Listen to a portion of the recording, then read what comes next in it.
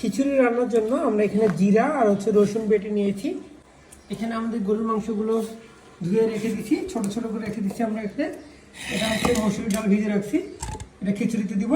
আর এখানে আমরা পেঁয়াজ, মরিচ আর তেজপাতা রেখে দিয়েছি। এগুলো পুঁই শাক, পুঁই শাকও আমরা কেটে নিলাম। তারপরে এখানে আমরা লাউ কেটে নিয়েছি। আর এখানে গরুর মাংস, মসুর ডাল, চাল দেওয়া আছে। এখন আমরা লাউ পাতা কেটে নিচ্ছি। আর খিচুড়ির মধ্যে আলু দিব। এখানে আছে চাউল আছে আমরা যেহেতু মানুষ দুজন পরিমাণে চাল দিয়েছি। সকালেও খাবো, দুপুরেও খাবো। হলুদও দেওয়া হলো, লবণও দেওয়া হলো।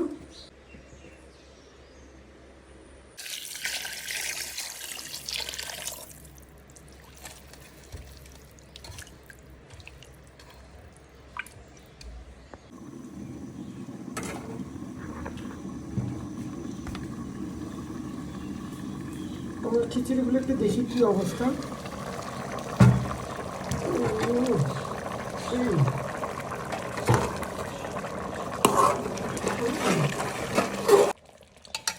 আমাদের খিচুড়ি প্রায় হয়ে গেছে।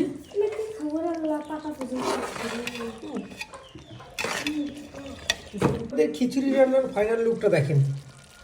ওয়াও।